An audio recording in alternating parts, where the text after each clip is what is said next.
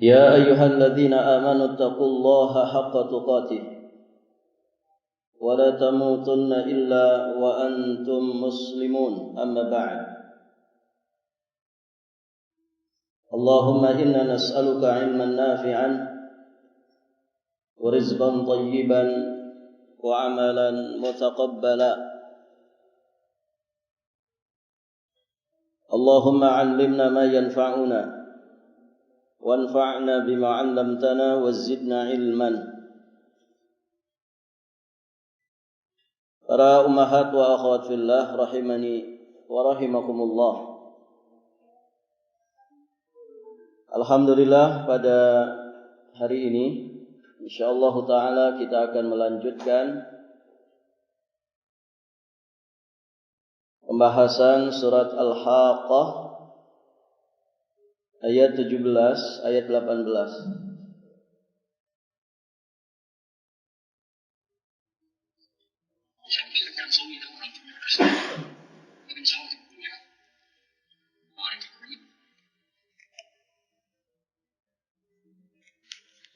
Allah Subhanahu wa taala berfirman, ba'da a'udzu billahi as-sami'il 'alim minasy syaithanir rajim.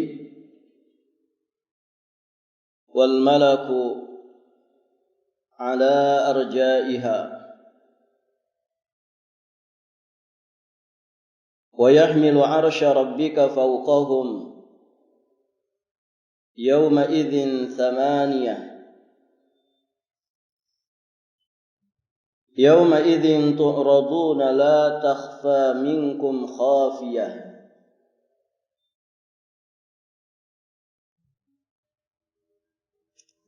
Allah berfirman yang artinya para malaikat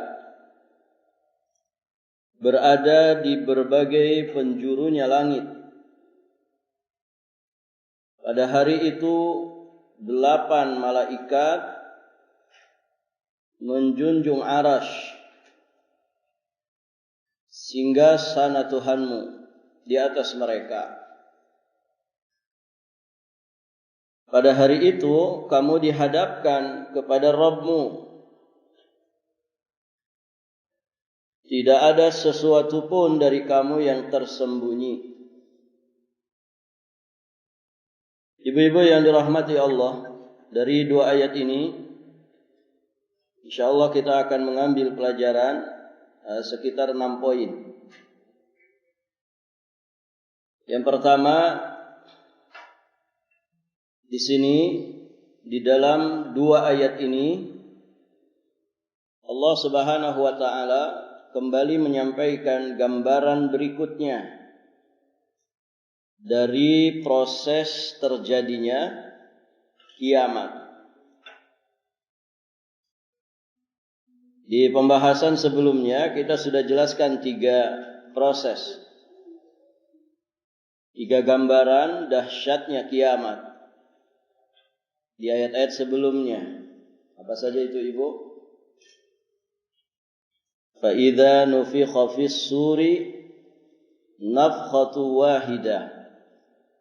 Ditiupnya sangkakala oleh malaikat Israfil. Wa humilatil ardu wal jibalu fadukkata dakkata wahidah. Bumi, gunung-gunung diangkat lalu dibenturkan dengan sekali benturan. Yauma idzi waqa'atil waqi'ah wan syaqqatis samaa'u fahiya yauma idzi wahiyah. Yang ketiga, langit terbelah karena pada hari itu langit rapuh. Nah, ini gambaran yang keempat yang Allah Subhanahu wa taala sampaikan, bahwa para malaikat akan berada di setiap penjuru langit untuk menunggu perintah dari Allah. Apa yang harus mereka kerjakan? Artinya apa? Malaikat bersiaga. Dan demikianlah para malaikat selalu bersiaga untuk menerima apapun yang dititahkan oleh Allah Subhanahu wa taala. Mereka ini makhluk yang tidak pernah durhaka, makhluk yang tidak bermaksiat sebagaimana manusia, ya tidak sebagaimana manusia. Baik, ibu-ibu yang dirahmati Allah. Wa yahmilu 'arsya rabbika fawqahum yauma idzin tsamaniyah. Dari kalimat ini kita memahami bahwa di antara para malaikat ada yang Allah tugaskan untuk memikul arsy-Nya Allah. Mereka ini juga disebut dengan hamalatul arsy. Hamalatul arsy, pemikul arsy. Arsy itu makhluk Allah yang sangat besar. Maka malaikat yang memikulnya, malaikat yang menyangganya juga adalah malaikat-malaikat yang sangat besar. Besarnya malaikat para pemikul arsy ini, yang di ayat ini disebutkan ada 8 malaikat. Disebutkan oleh Nabi SAW di dalam satu riwayat yang diriwayatkan oleh Imam Ahmad di dalam kitab Musnadnya. Rasulullah SAW bersabda, "Udzina li an uhadditsa an malakin min malaikatillahi ta'ala min hamalatil arsy innama baina syahmati udhunihi ila atikihi masiratu sab'i mi'ati amin." Aku diizinkan oleh Allah Subhanahu wa taala untuk menceritakan kepada kalian bagaimana besarnya malaikat pemikul arsy, yakni jarak antara daging telinga dan pundaknya itu 700 tahun perjalanan. Pundak kita berapa senti, Bu? Kalau kita bikin baju kan suka diukur tuh pundaknya. Paling berapa senti? 15 mungkin ya, tidak sampai, tergantung ya. Apakah kita orang yang lebar ataukah yang tidak lebar? Baik, ibu-ibu yang dirahmati Allah. Ini 700 tahun perjalanan, itu satu pundaknya saja. Barakallahu fikum. Intinya apa? Karena arsy ini makhluk Allah yang begitu besar, maka malaikat yang menyangganya pun pasti besar. Hamalatul arsy, para pemikul arsy Allah ini juga mereka suka mendoakan orang-orang yang senantiasa mengikuti Allah dan juga Rasul-Nya. Orang-orang yang tunduk patuh taat kepada Allah dan Rasul-Nya, mereka itu mendapatkan doanya malaikat yang memikul arsy Allah. Disebutkan di surat Ghafir ayat yang ke-7, Allah Subhanahu wa taala berfirman, "Alladzina yahmiluna al-'arsya wa man hawlahu yusabbihuna bihamdi rabbihim wa yu'minuna bihi wa yastaghfiruna lilladzina amanu Rabbana wasi'ta kulla syai'in rahmatan wa ilma faghfir lilladzina tabu wattaba'u sabilaka wa qihim adzabal jahim." Insyaallah ya. Malaikat-malaikat yang memikul arsy, hamalatul arsy, wa man haulahu, dan malaikat yang berada di sekelilingnya, yusabbihun bihamdi rabbihim, mereka senantiasa bertasbih memuji Allah Subhanahu wa taala, wa yu'minuna bihi, mereka beriman kepadanya, wa yastaghfirun, dan mereka memintakan ampunan. Nah, di sini. Jadi malaikat para pemikul arsy dan juga malaikat-malaikat yang ada di sekitarnya, di sekelilingnya, mereka suka bertasbih kepada Allah, bertahmid kepada Allah. Mereka juga beriman kepada Allah. Kemudian yang keempat, mereka suka memintakan ampunan. Bagi siapa? Lilladzina amanu. Bagi orang-orang yang beriman. Yang kelima, mereka juga suka mendoakan. Rabbana wasi'ta kulla syai'ir rahmatan wa ilma. Wahai Rabb kami, sungguh rahmat dan ilmu Engkau meluasi segala sesuatu. Faghfir lilladzina tabu. Maka ampunilah orang-orang yang bertaubat. Wattaba'u sabilaka. Orang-orang yang senantiasa mengikuti jalanmu. Waqihim adzabal jahim. Dan jagalah mereka dari azab api neraka yang menyala-nyala.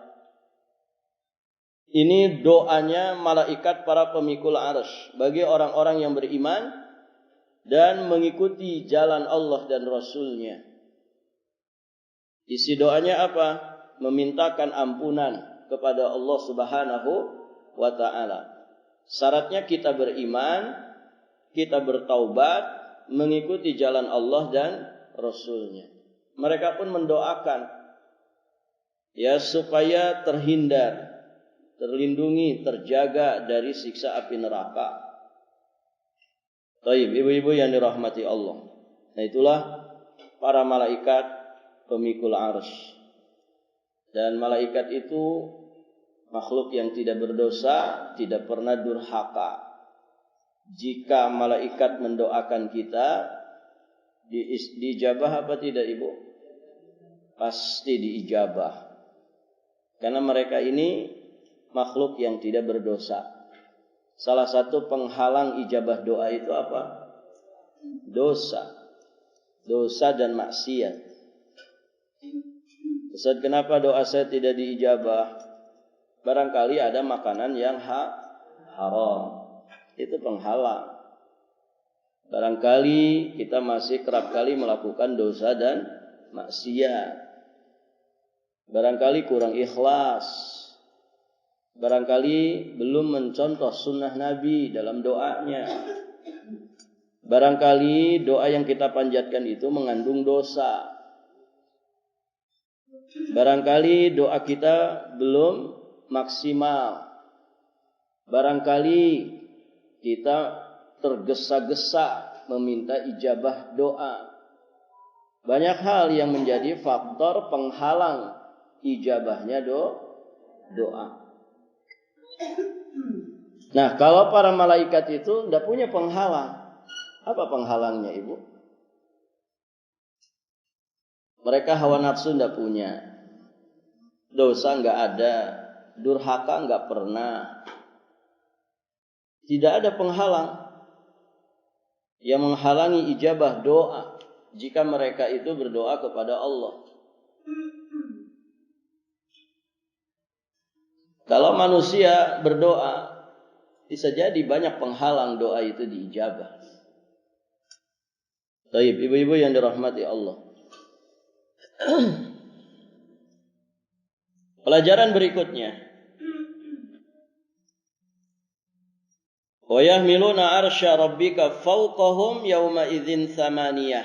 Ada kalimat arsya rabbika. Arsy. Jadi di sini penetapan keberadaan dan keagungan makhluk gaib yang disebut dengan arsy.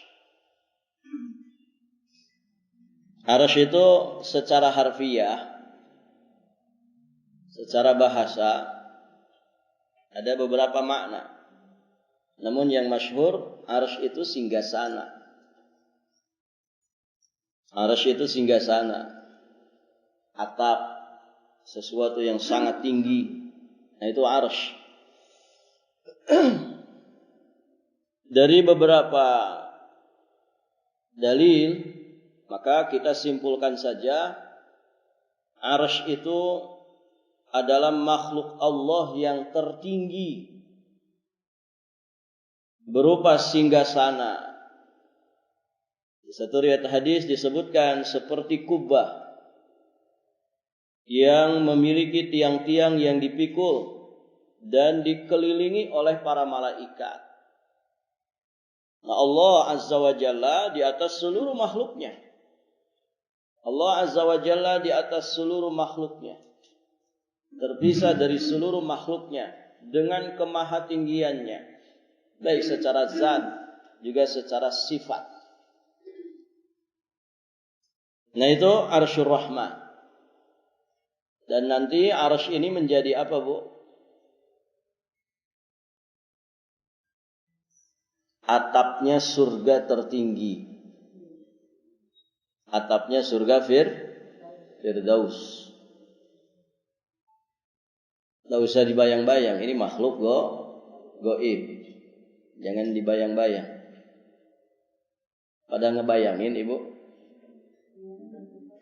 Tidak usah dibayangin, ini makhluk goib. Imani saja sebagaimana yang disampaikan. Tidak bisa dibayang-bayang. Jangan dibayangkan kayak seperti kursi raja Madangkara, bukan. Baik, ibu-ibu yang dirahmati Allah.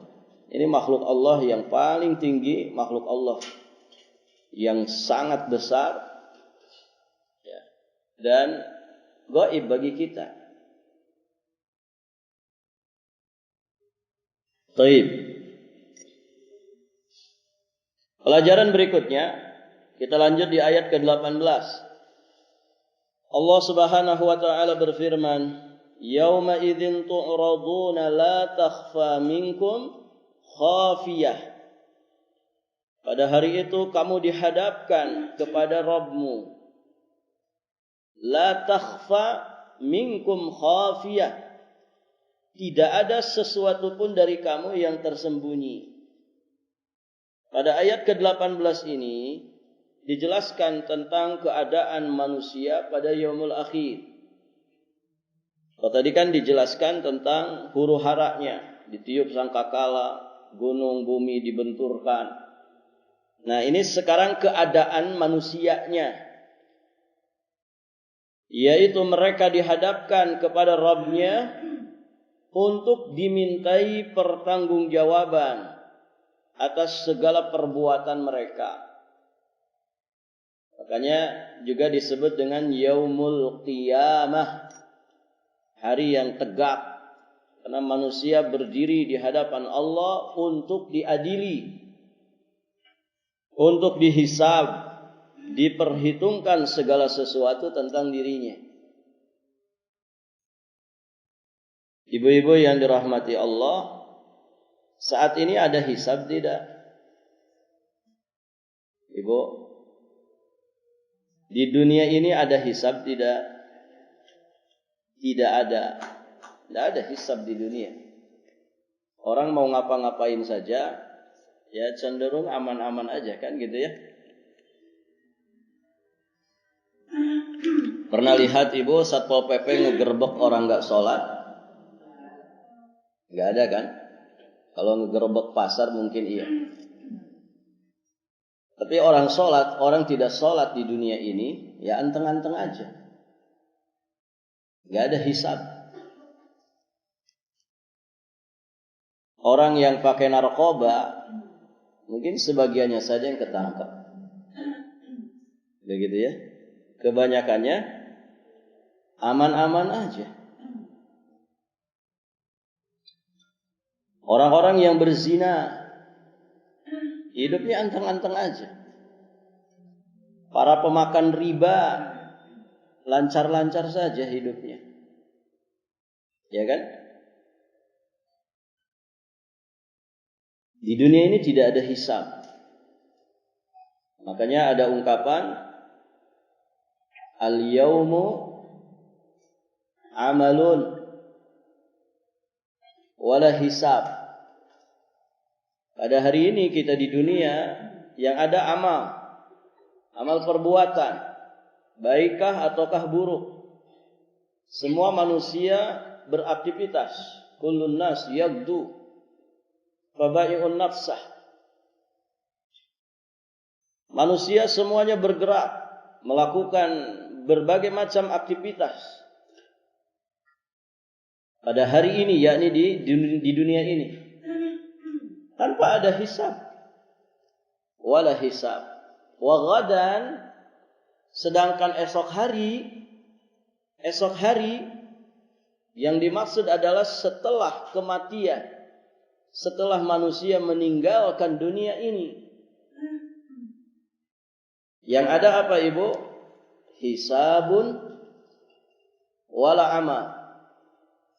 Yang ada tersisa hanyalah hisab, perhitungan, pengadilan, tanpa ada kesempatan untuk beramal. Maka ibu-ibu yang dirahmati Allah, waktu hisab itu dekat. Waktu hisab itu dekat. Namun manusia banyak yang lalai dari waktu yang dekat ini, sehingga mereka terlalaikan untuk melakukan kebaikan. Na'udzubillah. Dan kalau nanti sudah qiyam di hadapan Allah, mempertanggungjawabkan segala sesuatunya, tidak ada lagi kesempatan bagi kita untuk memperbaiki amal. Kalau sudah tegak di hadapan Allah, kita dihisab, diperhitungkan atas segala sesuatu, bisa Ibu kita beruzur, ya Allah balikin lagi atau saya ke dunia. Saya mengulang lagi ritme kehidupan saya. Saya mau mengulang lagi jadwal-jadwal kehidupan saya. Ya, kalau tahu begini, ya saya tidak akan seperti itu dulu ketika di dunia. Ya enggak bisa. Mau balik lagi ke dunia, enggak bisa. Wong yang di dunia saja tidak bisa balik lagi. Ibu yang sudah kepala 6 bisa jadi kepala 2. Pengennya begitu. Tapi dan enggak bisa. Seandainya waktu bisa diulang. Seandainya waktu bisa kembali. Tapi kan tidak bisa. Makanya berandai-andai saja. Nah, ibu-ibu yang dirahmati Allah,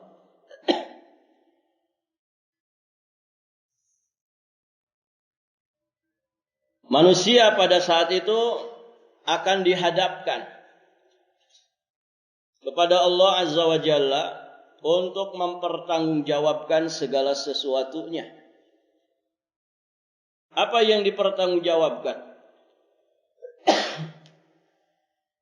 Iya. Yang dipertanggungjawabkan adalah perjalanan hidup kita di alam dunia semenjak kita jadi mukallaf sampai kita mati. Itu yang dipertanggungjawabkan di hadapan Allah. Itu yang akan dihisab.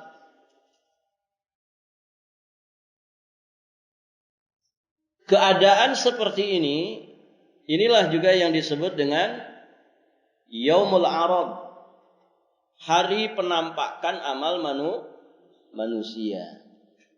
Semoga Allah menghisab kita dengan hisab yang mudah. Gimana cara supaya kita dapat hisab mudah, Ibu? Doa saja? Cuman doa saja? Sudah kemarin dibahas. Doa itu harus juga dengan ikhtiar. Jangan doa saja. Ya kan?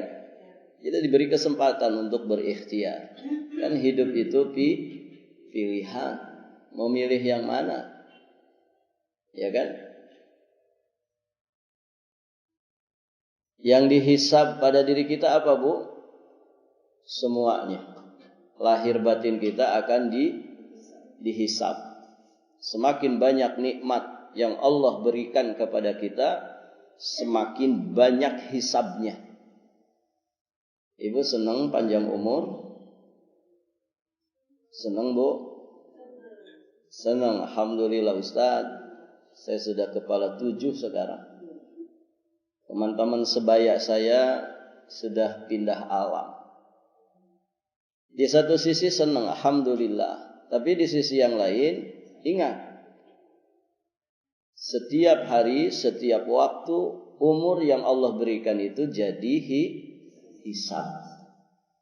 Maka minta panjang umur itu bukan sekedar panjangnya. Karena ada yang panjang umur di atas dosa dan maksiat. Nah, yang kita minta kepada Allah adalah panjang umur di atas ketaatan, keistiqomahan. Itu yang jangan dilupakan. Orang yang 63 tahun mati dengan yang 80 tahun mati, hisabnya banyak mana, Bu? Jelas 80. Bedanya saja 17 tahun. 17 tahun itu dihisab enggak? Ya dihisab. Ustaz, berarti bagusnya pendek umur aja. Ya enggak juga. Kita kalau pendek umur di atas dosa maksiat lebih ngeri lagi. Yang kita maksudkan di sini penekanannya bahwa segala sesuatu yang ada pada diri kita, sedikitkah ataukah banyak, semuanya itu akan dihisab. Perjalanan kita di dunia ini dari awal sampai kita mati, semuanya itu hisab. Makanya Ali bin Abi Thalib radhiyallahu taala anhu, ketika beliau ditanya tentang hakikat dunia,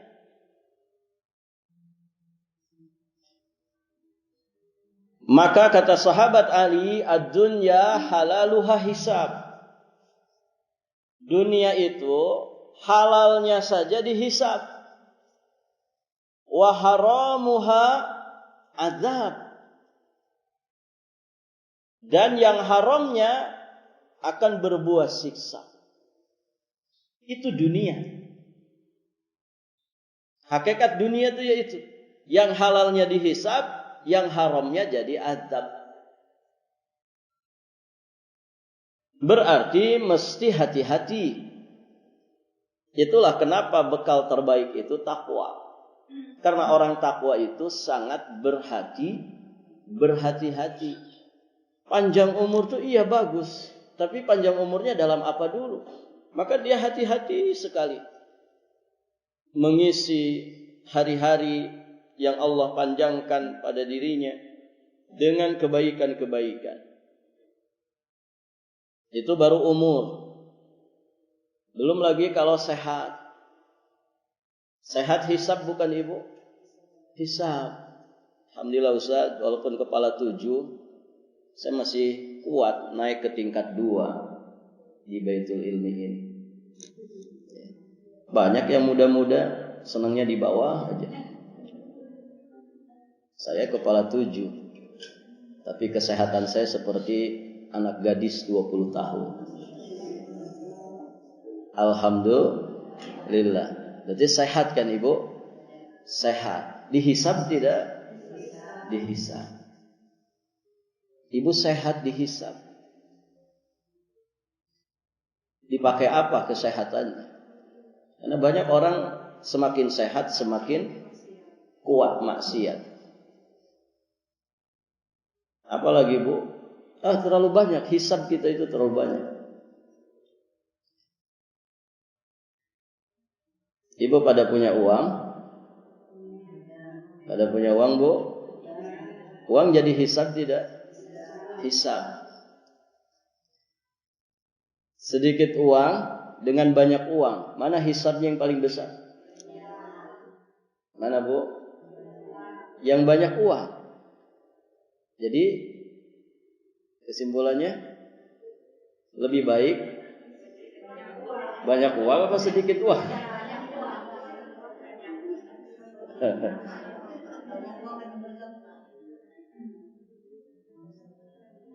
Ayo, yang mana ini Bu?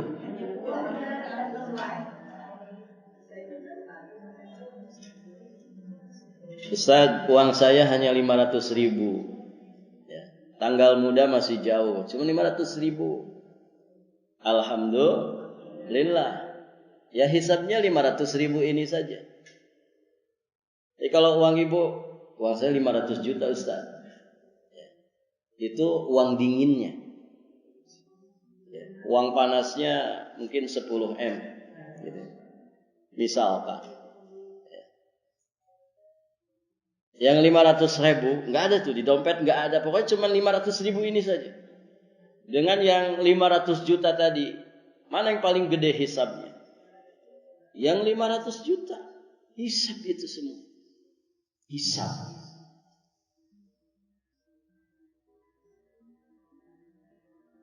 Paham hisab ibu ya? Hisab itu nanti diperhitungkan, dimintai pertanggungjawaban.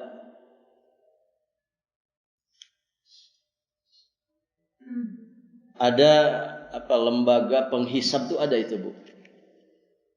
Kemarin saya waktu ke Jawa itu, pesantren yang kita kunjungi dapat WTP itu. Wajar tanpa pengecualian. Karena aset yang mereka kelola 25 miliar. Uang yang sedang bergerak hampir 1 miliar. Saya tidak paham juga itu modelnya gimana. Tapi membayar orang, membayar konsultan atau apa gitu. Jadi kita diceritain, itu Ustaz, mereka ini tugasnya suudzon. Memang tugasnya untuk suudzon. Maksudnya gimana? Ya suudzon kepada manajemen keuangan kita. Kenapa? Karena mereka tugasnya itu. Mengkaji, meneliti, mengaudit. Dan itu nggak bisa keluar. Ya, piagam itu. Kecuali setelah proses yang begitu panjang. Semua ditanya. Hatta pengeluaran 5.000 ditanya. Ditanya, kemana ini 5.000 ini? Dipakai apa? Notanya mana? Itu nota itu ibu luar biasa. Ternyata ya kalau perusahaan atau satu lembaga keuangan, yayasan ingin mengaudit itu nota-nota itu jangan hilang. Ditanya. Kalau nggak ada, cari sampai ada. Susah nggak ada. Datangi tokonya. Sampai segitunya. Suruh bikin nota ulang. Luar biasa. Dan itu stres banget itu. Mempersiapkan untuk dapat piagam itu. Wajar tanpa pengecualian. Tapi ketika sudah lulus, ya tenang. Begitu. Itu hisab dunia. Begitu bu. Hisab dunia. Bagaimana dengan hisab di akhirat? La yughadiru saghiratan wala kabiratan illa ahsaha. La yughadiru saghiratan wala kabiratan illa ahsaha. Tidak menyisakan, tidak meninggalkan perkara yang terkecil sampai perkara yang terbesar. Tidak ada yang tersisakan, melainkan semuanya ada perhitungannya. Ada perhitungannya. Desahan nafas kita, detak-detik jantung kita, semuanya ini akan ada perhitungannya. Nah itu ibu-ibu yang dirahmati Allah. Ibu punya 1 anak, dengan punya 5 anak, mana hisab yang besar? Yang punya 5 anak. Hisab itu. Seorang suami yang istrinya cuma 1, dengan yang istrinya 4. Mana yang paling berat hisabnya ini? Yang 4. Yang 1 juga bisa berat. Apalagi 4. Sampaikan ini kepada suami ibu. Mas kalau mau nikah lagi kata Pak Ustadz siapin hisabnya. Ya hisab, semuanya hisab. Istri itu kan anugerah, nikmat dari Allah. Anak keturunan juga nikmat dari Allah. Nikmat itu semuanya akan dihisab. Tsumma latus'alunna yauma idzin 'anin na'im. Semua nikmat ini akan dihisab. Ya, ibu-ibu yang dirahmati Allah. Maka perhatikan ini. Yaumul arad. Hari penampakan amal manusia itu hak. Benar adanya. Jangan meragukan itu. Siapa yang beriman kepadanya, maka dia akan berhati-hati dalam hidupnya. Baik, ibu-ibu yang dirahmati Allah. Pelajaran berikutnya, pengangkatan atau ditampakkannya amalan manusia terjadi pada 4 waktu.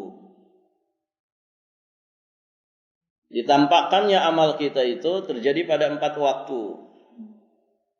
Pertama, laporan tahunan yang dilaporkan di bulan Sya'ban. Nah, saat ini Bu, di bulan ini laporan amalan manusia akan dilaporkan secara khusus kepada Allah Rabbul Alamin. Makanya diwanti-wanti oleh Nabi supaya manusia jangan lalai di bulan Sya'ban. Di satu riwayat Imam An-Nasa'i, riwayat Imam Ahmad, derajatnya hasan. Diterima dari jalan sahabat yang mulia Usamah bin Zaid radhiyallahu anhu. Beliau berkata, "Ya Rasulullah, lam araka tasumu syahran minasy-syuhur ma tasumu min Sya'ban." Ya Rasulullah, aku tidak melihatmu banyak puasa dalam sebulan dari bulan-bulan yang ada sebagaimana engkau berpuasa di bulan Sya'ban. Maka kemudian Nabi menjawab, memberikan alasan sekaligus memberikan peringatan tentang bulan Sya'ban ini. Kata Nabi, "Dzalika syahrun yaghfulun nas anhu baina Rajab wa Ramadan, wa huwa syahrun turfa'u fihi al-a'malu ila Rabbil alamin, fa uhibbu an yurfa'a amali wa ana sha'ib." Sya'ban itu adalah bulan yang manusia banyak lalai tentangnya. Kenapa Bu? Kenapa bulan Sya'ban itu kata Nabi banyak orang lalai di dalamnya? Kenapa? Ya begitu, kata Nabi begitu. Tapi alasannya apa? Ada yang tahu?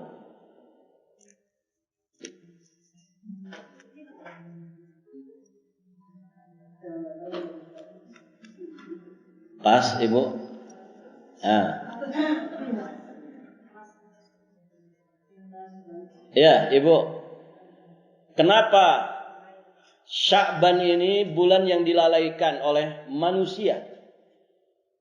Karena bulan Sya'ban ini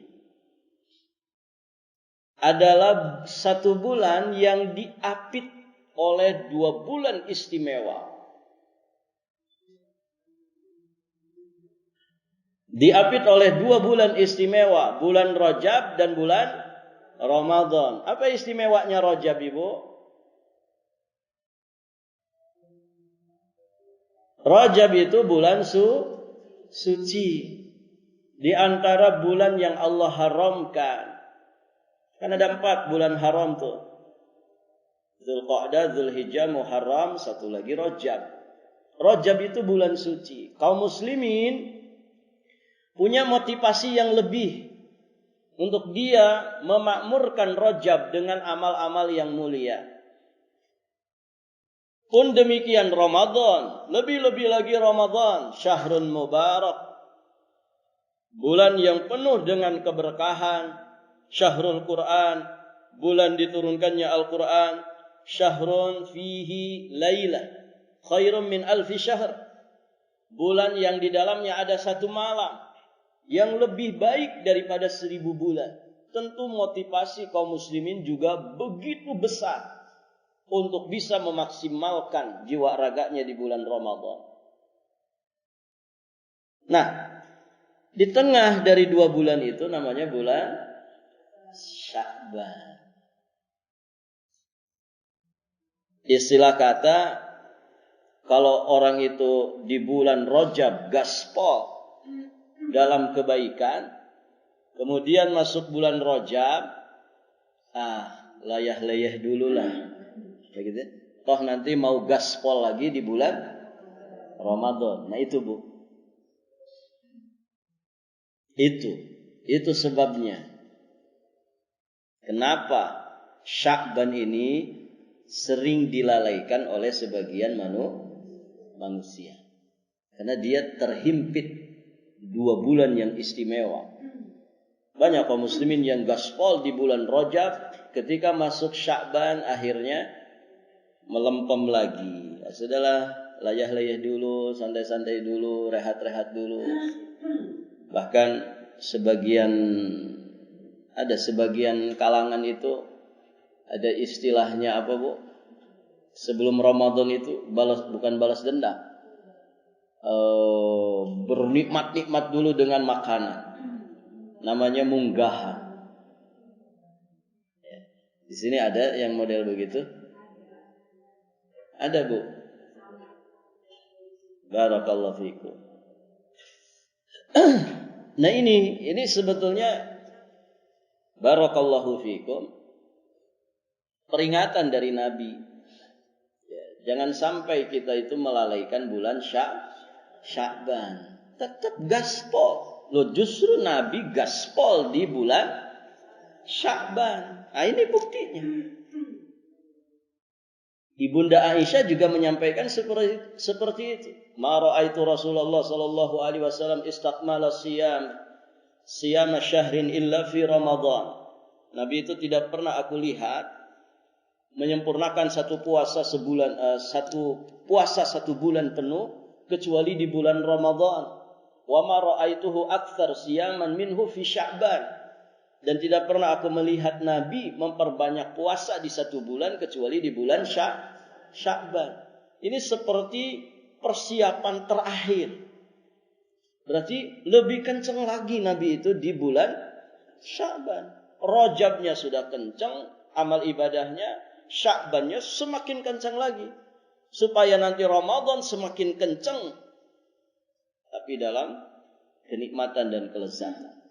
Makanya Abu Bakar Al-Balkhi rahimahullahu ta'ala menyebut Ramadan itu masa-masa panen raya. Panen. Nanamnya sudah di bulan Rajab. Menyirami, menumbuh suburkannya sudah di bulan Sya'ban. Nanti masuk Ramadan tinggal panen. Baca Qur'annya bukan baru nanam, tapi sudah panen. Lelah letih iya, tapi nikmat. Begitu. Nikmat. Orang panen itu kan nikmat Ibu. Nah begitu ya. Itu yang menjadikan Sya'ban itu bulan yang dilalaikan oleh manusia. Karena dia terhimpit oleh 2 bulan istimewa. Padahal kata Nabi, wa huwa syahrun turfa'u fihi al-a'malu ila rabbil alamin. Padahal bulan Sya'ban itu bulan diangkatnya amalan menuju Rabbul Alamin. Nah, yang dimaksud ini adalah laporan amalan tahunan.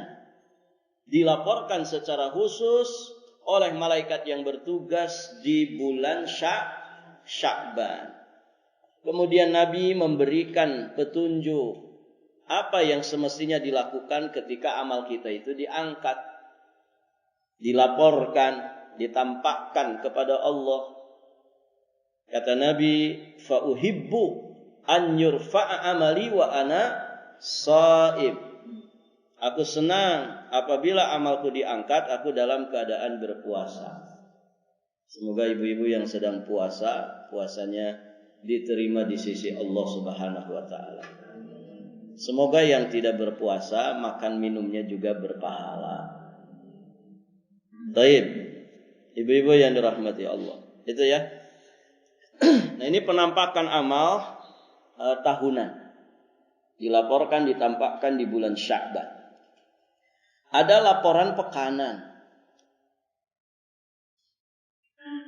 Nah, laporan pekanan itu setiap hari Senin dan Kamis.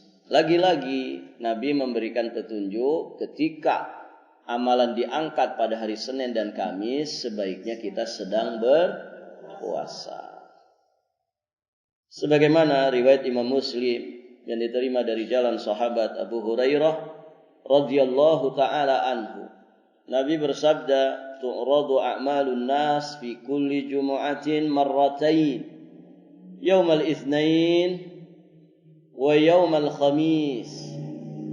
Amal-amal manusia diperiksa di hadapan Allah dalam setiap pekannya, setiap Jumatnya. Maksudnya sejumat sekali, sepekan sekali. Nah, dalam setiap sepekan sekalinya dilaporkan 2 kali. Yakni pada hari Senin dan hari Kamis. Maka semua hamba yang beriman, fayughfaru likulli 'abdin mu'min. Setiap hamba yang beriman terampuni dosanya kecuali seorang hamba yang antara dia dan saudaranya terjadi permusuhan. Ibu jangan senang punya musuh. Ya, apalagi musuhan sama saudara, sedarah sedaging. Sama kakak kok enggak akur, sama adik kok enggak akur. Ya. Buat apa? Ya, kalau kita enggak akur sama saudara, tidak akur sama tetangga saja sudah bikin tersiksa. Ya, tidak akur dengan rekan kerja saja sudah bikin susah. Apalagi tidak akur dengan saudara sendiri. Sudah berapa lama enggak akur? Baru 5 tahun Ustaz. Kok bisa-bisanya enggak akur 5 tahun? Ya Ibu.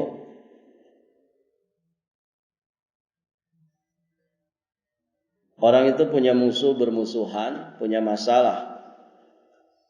Tidak tegur sapa, tidak saling mengunjungi, tidak saling menyalami. Itu penghalang untuk mendapatkan ampunan dari sisi Allah. Apalagi tidak teguran sama satu pengajian. Sebel aku kalau dekat dia, mending di pojok saja. Kok bisa gitu? Ya Ibu. Akur. Kasih jari kelingking, nanti disanggap lagi pakai jari kelingking. Akur kita ya. Kayak akurnya anak-anak itu. Akur, enggak usah musuhan. Nanti ketika diangkat amalan kita, seperti apa kita ini? Ya Ibu, masalah pasti ada masalah. Ya, namanya juga manusia, apalagi kaum wanita. Tersinggung dikit, bapernya 3 bulan. Gitu. Ya Ibu, sing alalakur. Gitu ya. Buat apa itu kita punya harta banyak, kita bisa ibadah, kalau tidak akur sama orang? Gak usah cari musuh, cari banyak teman. Saya terenyuh banget gitu ya. Ada guru kita yang kemarin juga kita dampingi waktu kesini, orang tua kita semua. Dan kemarin alhamdulillah juga kita berkunjung, kita diajak keliling. Pondoknya banyak sekali Ibu di Kota Magelang. Ada 27 lembaga pendidikan. Keliling seharian itu. Kita diajak makan. Ya, sampai di traktir suruh arum jeram gitu ya. Beliau yang bayarin. Pas selesai datang ke rumahnya, anak saja belum pernah Ustaz, katanya gitu. Beliaunya orang situ enggak pernah. Nah, beliau ditanya oleh salah seorang dari kita ini, Ustaz sepuh ini masih suka belusukan ke sana kemari. Apa resepnya Ustaz? Jadi beliau menjamu kita Ibu jam 8:30 pagi. Itu baru datang dari Sorong setelah meresmikan masjid jam 2 malam. Saya sudah izin, enggak usah Ustaz capek nanti. Enggak apa-apa. Jadi beliau dari Sorong itu baru datang dari Sorong. Nyampe ke rumahnya karena pesawatnya di Surabaya. Nyampe ke rumahnya 1:30 atau jam 2. Tapi masih menjamu kita, masih ngajak keliling seharian. Nah, ditanyalah oleh teman kita ini, apa Ustaz resepnya? Ustaz masih bisa ke sana kemari ke pedalaman. Ini bulan Februari ini mau ke Maluku, Kepulauan Maluku. Bulan Februari ini. Itu rutin bulanan. Kemarin kan ke Kaltim. Nah, ini bulan ini ke Maluku. Jawabannya simpel banget Ibu, simpel tapi nyes gitu. Saya pengen punya banyak teman. Begitu. Saya pengen punya banyak teman. Saya ingin banyak teman. 4 kalimat saja. Saya ingin banyak teman. Jadi kalau Ibu jabarkan itu bisa jadi satu pengajian. Kalau kita banyak teman apa Ibu? Banyak saudara. Saya pengen banyak saudara. Kalau kita banyak saudara, berarti banyak yang mendoakan. Banyak yang mendoakan. Masya Allah. Innamal mu'minun ikhwah. Sesungguhnya orang-orang beriman itu bersaudara. Al-muslim akhul muslim. Muslim satu itu bersaudara dengan muslim yang lainnya. Saya ingin banyak saudara. Dan Ibu langsung titik. Jawaban itu langsung titik. Nggak ada lagi jawaban lain. Nggak diteruskan juga. Dan kita yang dengarnya semuanya manggut-manggut aja. Ya, kalau kalimat sesepuh itu luar biasa. Singkat padat nyes gitu. Saya ingin banyak saudara.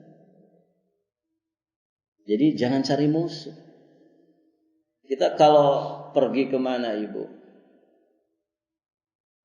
Cari musuh. Buat apa? Carilah teman. Teman yang kita bisa berbagi dengannya.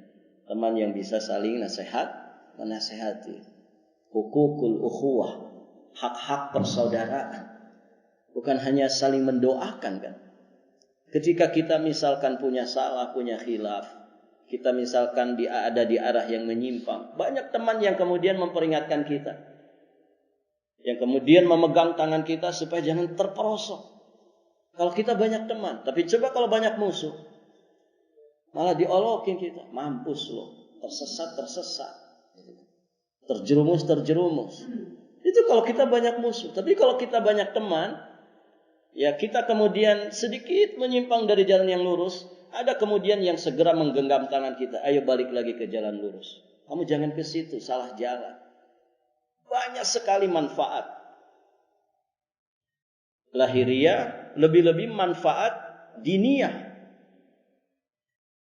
Saat kita itu memiliki banyak saudara. Ya Ibu, kalau banyak musuh. Datang ke masjid ini, musuh. Datang ke gang ini, musuh semua. Datang ke komplek ini, musuh. Oh, dunia terasa sempit. Datang ke rumahnya, musuhan lagi sama suaminya. Oh, enggak selesai-selesai. Yang lebih ngeri lagi Ibu, anak musuhan sama orang tuanya sendiri.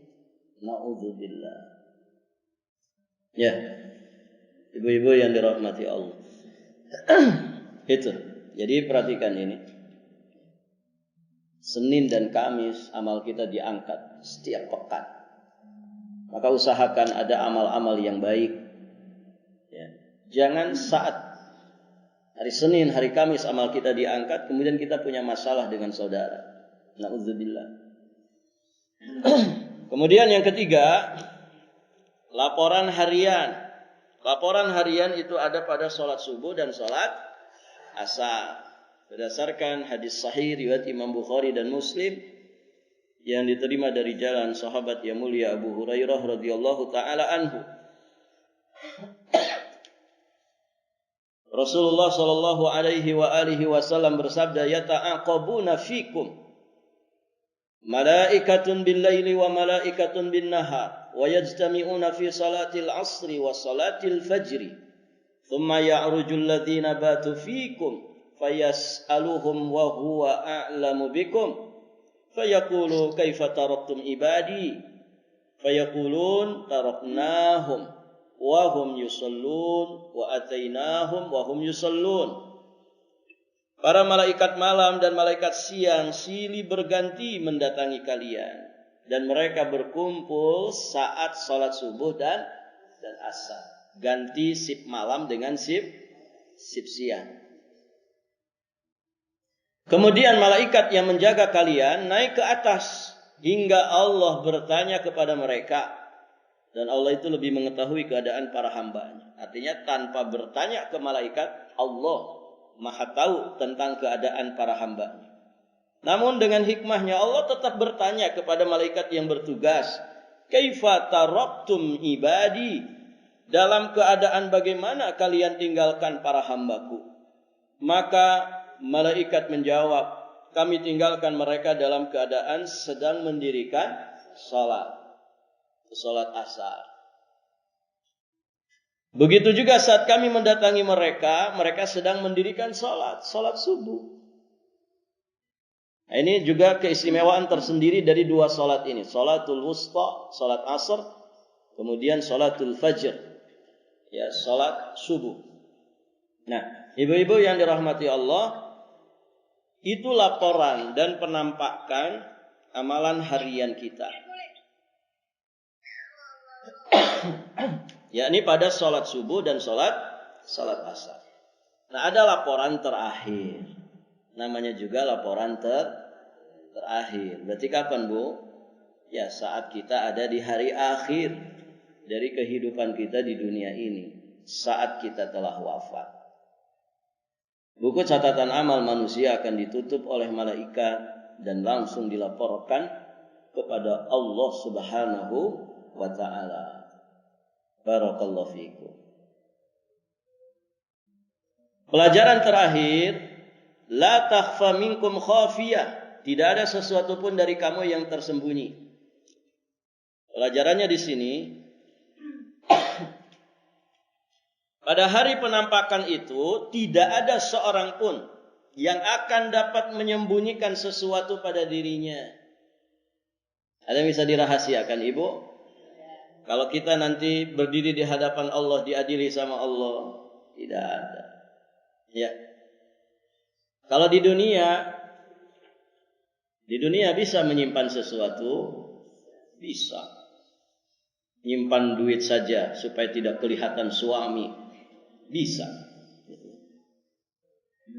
Apalagi nyimpan rahasia hati. Ya kan? Di dunia bisa, tapi di hadapan Allah tidak bisa. Sehebat apapun orang itu menyimpan rahasia, gitu ya. Sehebat apapun orang menyimpan rahasia ketika di dunia, itu tidak berlaku nanti di hadapan Allah. Tidak ada yang samar bagi Allah, apapun yang dirahasiakan manusia. Allahnya sendiri alim bidzatis sudur. Allah itu maha tahu dengan apa yang ada di dalam hati manusia. Dan ayat-ayat tentang itu banyak sekali. Di surat Thaha ayat 7, fa innahu ya'lamu sirra wa akhfa. Maka sesungguhnya Dia Allah mengetahui rahasia dan juga sesuatu yang tersembunyi. Di surat Al-Adiyat ayat 10, wa hussila ma fis sudur, dan dilahirkan apa yang ada di dalam dada manusia. Di surat At-Tariq ayat yang ke-9, yauma tubla as-sarair, pada hari dinampakkan segala rahasia manusia. Baik, ibu-ibu yang dirahmati Allah, semoga Allah memudahkan hisab kita semua. Semoga Allah menyelamatkan kita, ya, saat tidak ada sesuatu apapun yang bisa dirahasiakan di dalam diri kita ini. Amin Allahumma ya rabbal alamin. Alhamdulillah sudah selesai 2 ayat ini. Semoga berfaedah.